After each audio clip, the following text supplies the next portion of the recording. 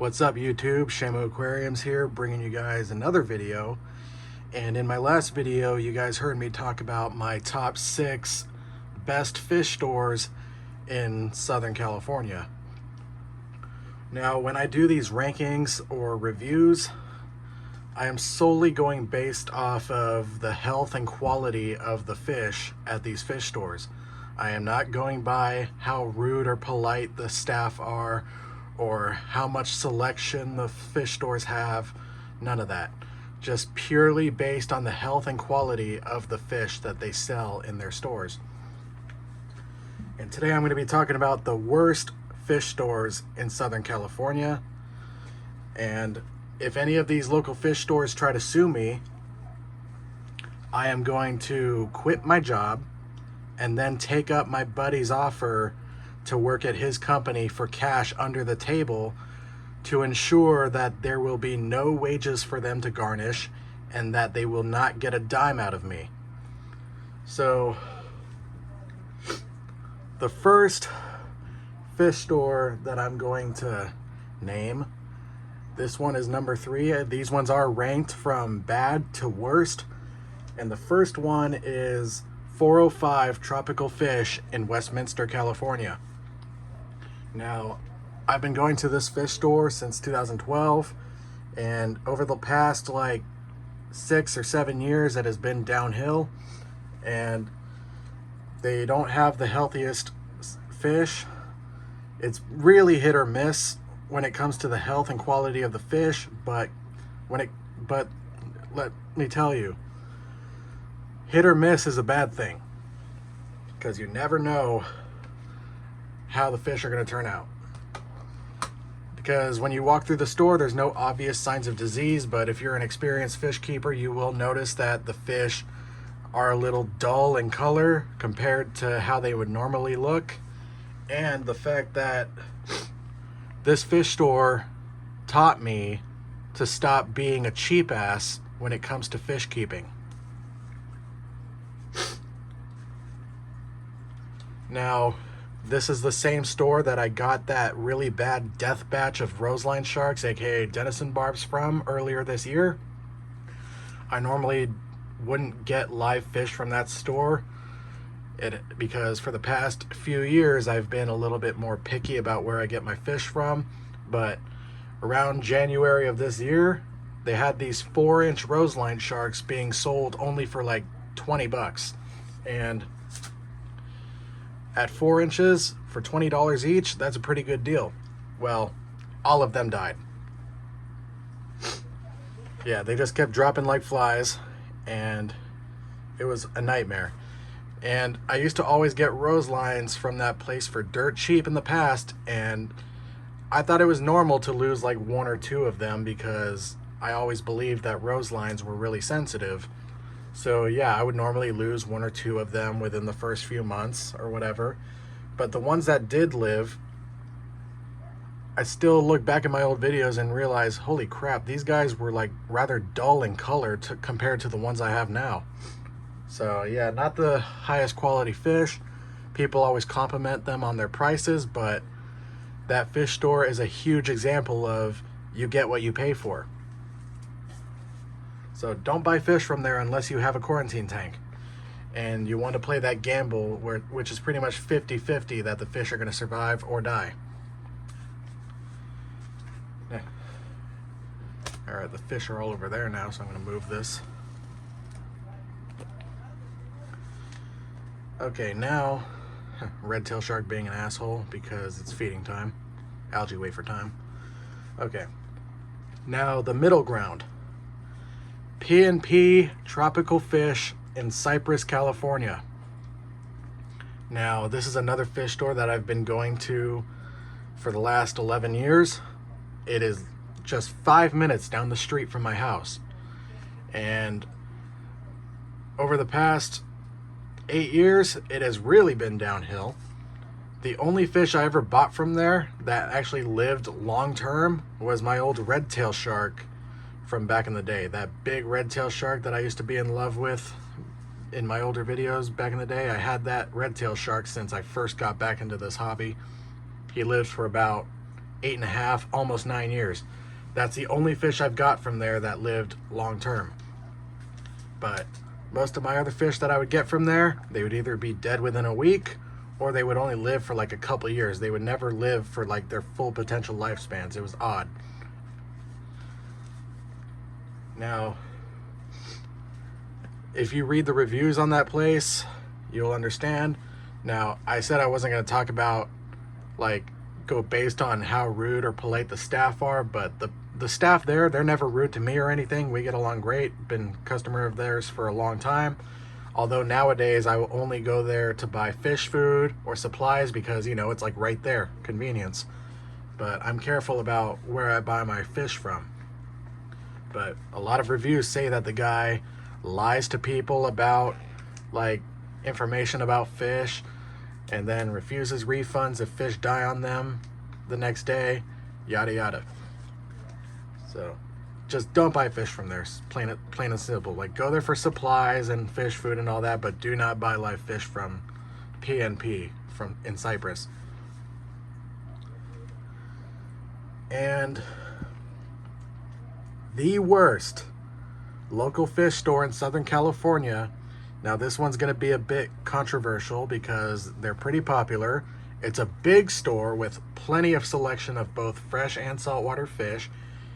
It has a lot of hardscape, a lot of tanks for sale. It's a really big store. It's like as big as CK Fish World. But there's a big problem with it. Now, I might get some hate for this, but the worst fish store in Southern California, in my experience, is Tong's Tropical Fish in Fountain Valley, California. Not to be confused with the one in Los Angeles. Now, Tong's Tropical Fish and Pets in Fountain Valley, I like to call it Tong's Tropical Diseases. Now, when you walk into a local fish store and you see no guarantee written in marker all over the tanks, that's already a red flag. Because no guarantee directly translates to, yeah, we know that a lot of our fish may be sick, and we will not do a goddamn thing about it if they die on you. Now, I've bought filters from this place. I've bought plenty of supplies and fish food from this place, but I have not bought live fish from this place in about 8 years. And I only ever bought fish from there once, for a very good reason. Now, the fish that I got from there were 2 angelfish, but I've always had problems with angelfish until now, but they died within like a couple months. Now, I only ever bought fish from there once because every other time I've been there, I'd be walking through the aisles of the fish section, and like every other tank, there would be signs of disease on the fish. And I'm talking really, really bad. I'm not just talking ick or whatever. I'm talking like open sores on the bodies of the fish. One time I even saw piles of bodies in one of the tanks. I've seen fish with their jaws rotting off. I've seen fish with body parts, like parts of their bodies like rotting away. I've seen fish with like really, really, really bad like discoloration, to where like I'm not sure if it's some kind of disease or just straight up inbreeding. But wherever they're getting their fish from, man, it's really bad. And not to mention that Tong's is way overpriced. Way, way, way overpriced for what you get. Now, like, for example, the last time I was there was just about a month ago. They had these roseline sharks that were like 4.5 inches long, and they were like $60. They were 4 to 4.5 inches long, and they were like 60, 65 bucks. I don't remember. It was like 60 something. It could have been $69.99 or something like that. But they were only like 4 inches long or so, and they had such bad discoloration on their bodies.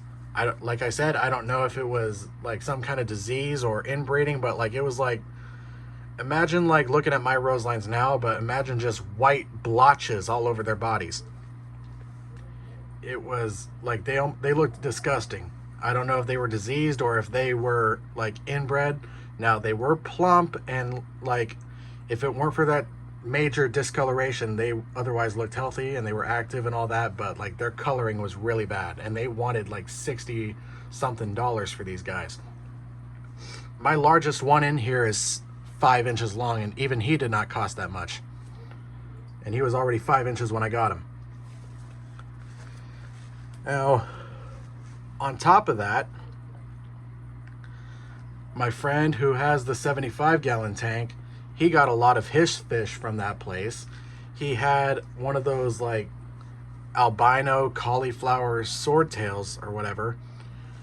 And, excuse me for a second.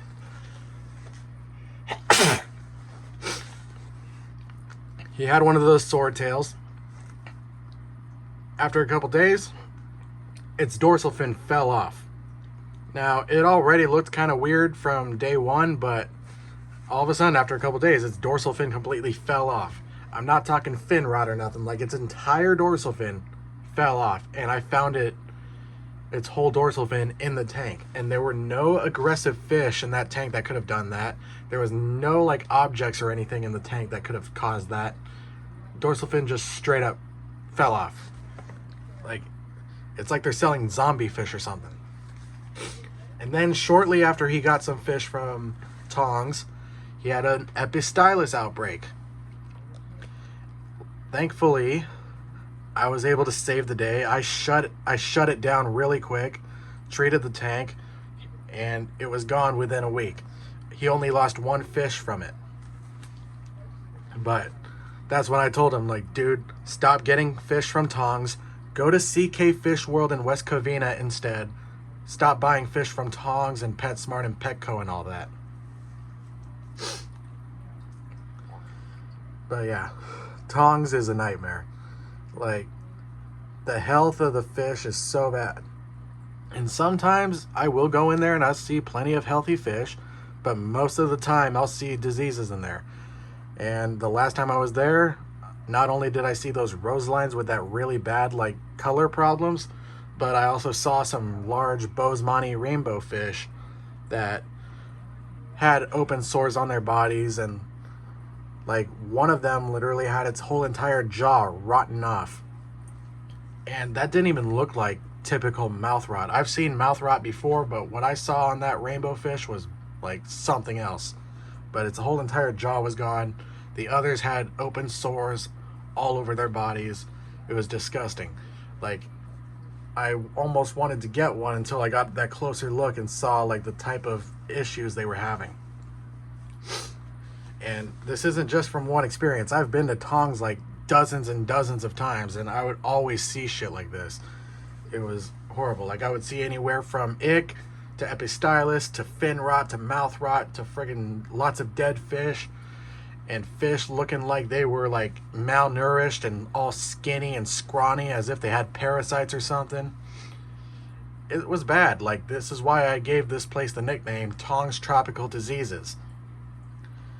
And normally I usually typically only get supplies, fish food, or hardscape materials from that place, just simply because it's a big store and I know there's a good chance they're going to have what I'm looking for. But I will never ever buy live fish from Tongs. Ever. Tongs Tropical Diseases, people. Don't risk it. Now, that's going to be all for today's video. Please do not buy fish from any of these places unless you have a quarantine tank and you are willing to fight tooth and nail with disease treatments, infection treatments, parasite treatments, you name it. And you will likely be fighting this stuff for months before you are ready to put fish from these places into your main display tank. But anyway, that's all for today's video. So like, comment, and subscribe, and I will see you guys in the next video.